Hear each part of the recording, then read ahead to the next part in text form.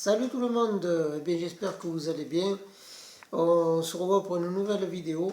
Alors j'ai tenu à faire une nouvelle vidéo parce que je me suis rendu compte euh, que, alors chacun ses préférences. Cette vidéo est en rapport avec la vidéo sur le calibre 9.3 par 62 et la chasse au sanglier. Donc j'ai tenu à faire cette vidéo parce que je me suis rendu compte que, alors je ne pense pas que ce soit des ambiguïtés, mais je pense tout simplement que ce sont des préférences personnelles. Enfin, je tenais quand même pour lever un peu parce qu'il me semble qu'il y a un peu de brouillard. Donc j'ai pu voir certains commentaires. Et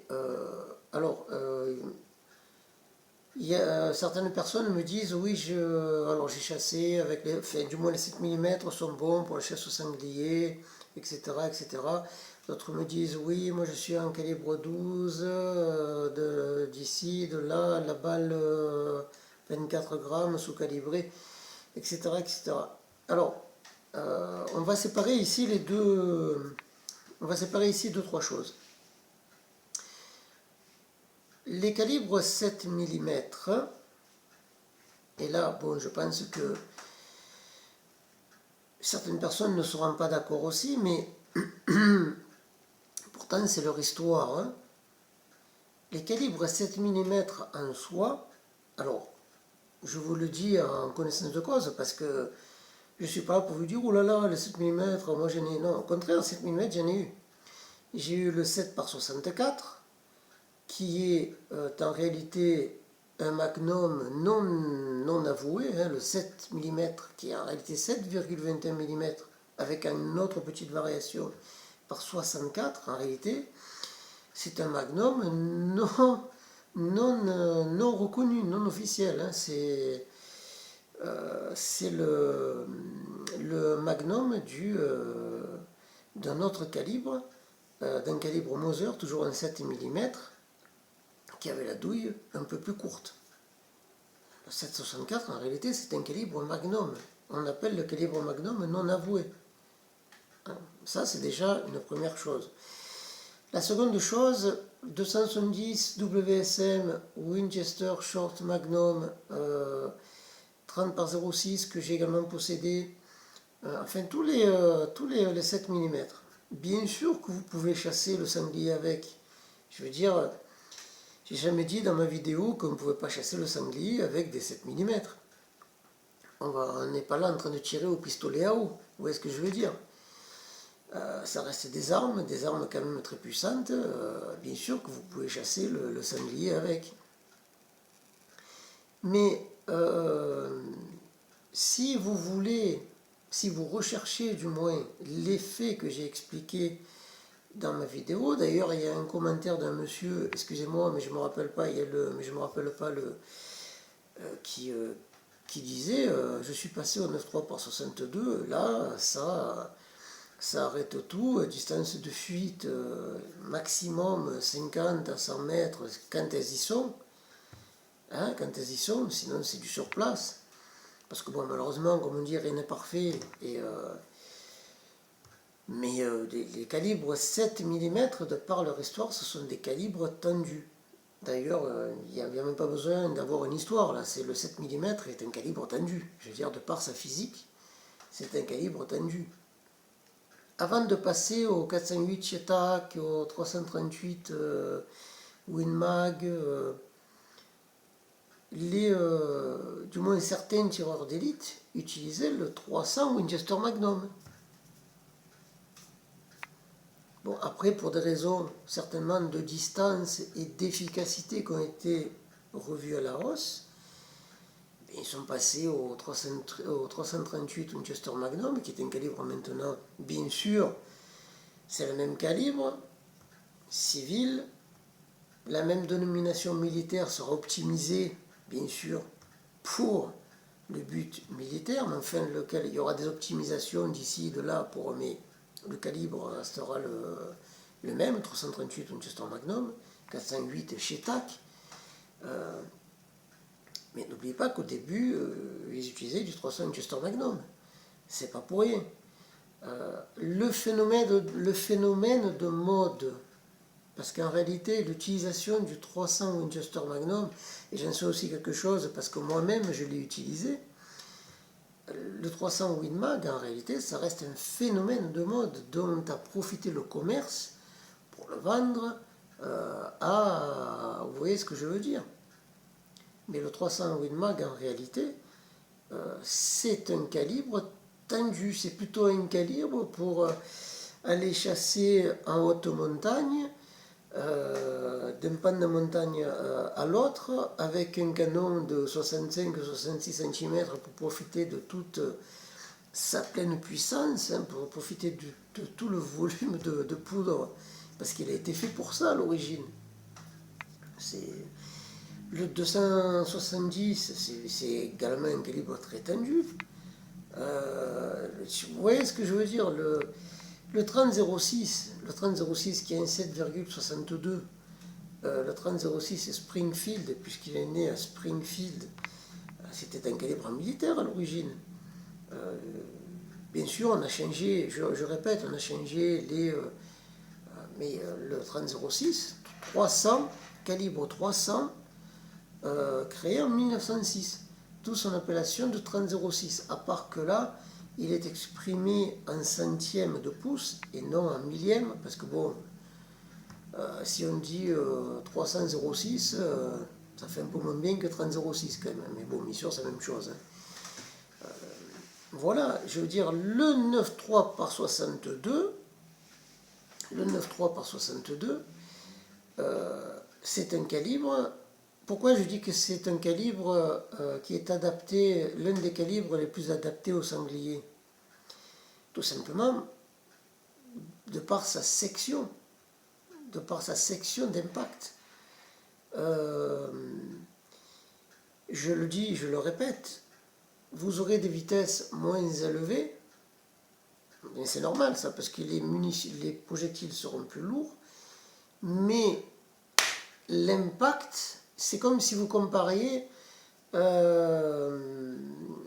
je peux vous dire, c'est comme si vous compariez une martelette, vous savez, la petite pour faire pour planter les petits clous pour mettre les vitres. Ça c'est le passé, parce que maintenant c'est déjà tout avec une massette.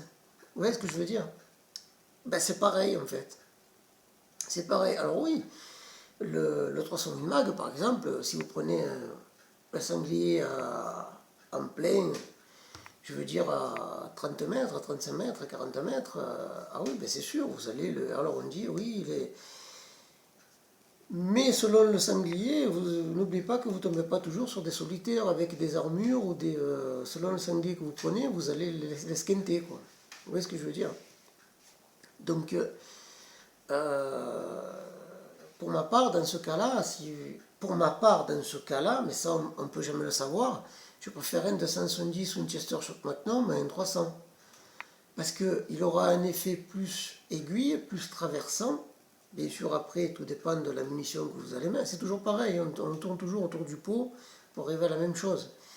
Tout dépend aussi de la munition que vous allez mettre, parce que justement, il ne faut pas oublier aussi un effet un peu vicieux. Aujourd'hui, avec les technologies modernes, bon, ça arrive bien plus rarement, mais ça peut toujours arriver. Ils ont des vitesses quand même relativement très élevées. Selon où vous allez taper, vous risquez la munition, si elle ne fragmente pas, si elle n'explose pas, en fonction de la distance à laquelle vous allez tirer, bon, ça devient problématique, quoi. Parce que c'est là justement qu'on commence à blesser, à avoir des distances de fuite. C'est là qu'on commence, quand il y a l'effet aiguille, que la munition traverse à grande vitesse, même si elle touche un organe vital, avec l'adrénaline, avec le sanglier, il est traversé de part en part, et l'hémorragie interne, il va continuer à cavaler. Donc, et vous allez le retrouver à 100 mètres plus loin. Si on prend par exemple, je vais vous faire, on va rester sur une moyenne. On ne va pas parler de solitaire, on va prendre un sanglier de comme j'ai pris une fois au calibre 12, donc vous voyez que une distance très très courte, c'était au sortir d'une vigne, je me rappelle encore très bien.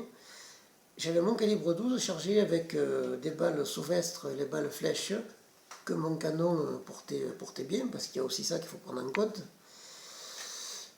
Et ce sanglier me sort, si je me rappelle bien comme ça de souvenir, parce que maintenant ça commence quand même à dater, il me sort à quelques mètres de la vigne.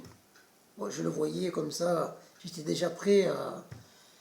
Il me sort à quelques mètres, j'en vois quand il sort à moitié, j'en vois le coup au niveau de l'épaule, bon, à cette distance-là, avec un calibre 12 et une Sauvestre de 28 grammes qui file en théorie à 500 mètres secondes, parce qu'après, il faut voir en labo quelle distance de canon ils ont pris pour mesurer la vitesse initiale. Je pense que c'était un canon un peu plus long que le mien. En général, ils font ça sur des canons de peut-être de 65 cm, quelque chose comme ça. Moi mon canon, il faisait 59 cm, en tenant compte de la cartouche dedans. Donc le départ du projectile, le départ de la balle, il partait à moins de 59 cm, on est d'accord. Hein. Donc en réalité, distance parcourue, il y avait des centimètres en moins. Bon, mais n'empêche que, même si elle est sortie à 450 mètres secondes ou à 480 mètres secondes, bon, je l'ai traversée de part en part. Et j'ai vu l'impact dans la terre un peu plus loin. Donc, vous voyez ce que je veux dire. Et ce sanglier-là, il faisait à peu près 80 kg, il n'est pas mort sur le coup. Pourtant, je l'ai tiré à 80 mètres, bien placé. Hein, il a commencé à sautiller comme ça, à partir, et puis il est tombé un peu plus loin. Bon, là, dans ce cas-là, il n'est pas tombé... parce qu'il s'est mis, c'était une balle et il s'est mis et puis il est parti un peu plus loin, puis il est tombé. Mais dans un cas d'animaux vraiment stressés, avec les chiens qui courent après, et surtout si c'est solitaire, dans ce même cas-là, peut-être qu'il aurait continué, je l'aurais traversé de part en part, mais il aurait peut-être continué sur 100, 150 mètres. Et encore pire si c'est un calibre avec une section d'impact, puisque l'on parle d'un calibre 12, avec une section d'impact bien plus petite. On a vraiment l'effet aiguille. Ça peut être un 300 Win Mag, ça peut être un 270 Winchester Magnum, ça peut être un 7 par 64, 7,21, 284. Vous allez avoir, vous risquez du moins, je ne dis pas que c'est obligé, hein, mais vous risquez, parce que je répète encore une fois, tout dépend de la munition que vous avez choisie, mais vous allez risquer d'avoir un effet aiguille en fonction du sanglier que vous allez prendre, et d'aller le perdre sur 200 mètres. Et après, bon, c'est tout ce qu'il faut faire. Hein. Il faut avoir des chiens de sang pour aller le récupérer, du moins le trouver si on a du mal à le suivre à la trace. Ce sanglier-là, avec un 9,3 par 62, sur la même distance que je l'ai tiré avec le calibre 12, eh bien, je suis sûr et certain qu'il serait resté sur place. Sur place, parce que malgré que la section d'impact soit un peu plus petite, bien que, bon, on est quand même très très proche, la structure de la munition, alors les Sauvestres sont étudiés aussi, mais ça reste une balle de fusil. La structure de la munition va faire que il y aura eu un effet de marteau, donc vous avez compris ce que je veux dire, plus important. Le sanglier, il n'aurait pas fait, j'en suis persuadé.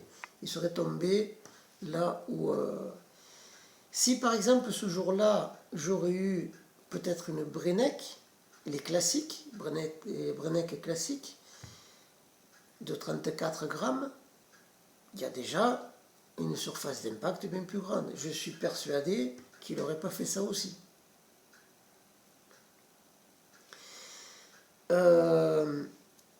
j'ai eu pour expérience de participer à une battue où il a été tiré un gros solitaire de 100, comme il faisait peut-être 130 kilos, quelque chose comme ça, 140 kilos. À quelques mètres au fusil avec une Brenneck, il est resté sur place. La balle, elle n'a même pas traversé. Elle a quasiment traversé. On a retrouvé quand on l'a... Elle a quasiment traversé l'autre côté. C'est complètement écrasé, bien expansé. Elle a fait exactement le travail qu'elle devait faire. Et c'est un sanglier avec une armure. Ben, le 9.3 par 62, en fait, il aura cet effet-là. Parce que ce sont des munitions vraiment projetées. Alors quand je dis des munitions projetées, j'englobe ici les autres calibres, hein, mais vous avez bien compris que là, la comparaison, c'est l'effet massette, l'effet marteau, contre l'effet aiguille. Le 300, 270, pour moi, ça reste de la chasse à montagne, type au chamois, à 200 mètres, équipé pour, avec la longueur de canon pour. Et pour moi, ces calibres-là, ils sont... combien de fois on a vu des sangliers tirés... parce que soyons sincères, on ne tombe pas tous les jours sur des solitaires. Hein, vous êtes tombé sur des sangliers de 50, 60, 70, 80 kilos. Quand on tombe sur un sanglier de 100 kilos, on est déjà content. Bon, à moins que vous êtes dans une région où... il faut être franc aussi là-dessus. Donc, la précision qu'aura une arme rayée ne l'aura jamais une arme lisse. Maintenant, on peut essayer de compenser parce qu'on a des armes maintenant, des calibres 12 qui possèdent des canons rayés qui permettent de stabiliser justement la balle parce que la rayure, elle sert à ça. On a aussi après le pas de rayure, mais là on rentre aussi dans un autre... Mais de toute manière, tout est lié. Hein. Donc voilà, je vous laisse faire cette vidéo, elle est un petit peu longue mais pour expliquer ça, mais... pour pas qu'il y ait on va dire, de malentendus et voilà, je vous ai jamais dit que maintenant, si vous vous sentez mieux, plus à l'aise, parce que le plus important c'est ça, que vous choisissez bien votre munition, sur le poids de votre munition. Hein, si je me rappelle bien, moi, je crois que c'était en 300 Win Mag ou en 7 par 64. Je crois que c'était un 7 par 64, je ne me rappelle plus très bien parce que ça fait... Bon, il conseillait des poids de balles pour le sanglier d'un minimum de 10 grammes. 10, 11 grammes, c'était plus sur les 10 grammes. 10 grammes 7, bon, on n'est pas loin de 11 grammes. Disons entre 10 et 11 grammes. Pour ce calibre-là, pour du 284, 7,21. Bon, après on n'est pas très loin, même pour le 300, hein, le 300 Win Mag, mais ce qui va compter surtout, ça va être bien sûr la structure de la balle.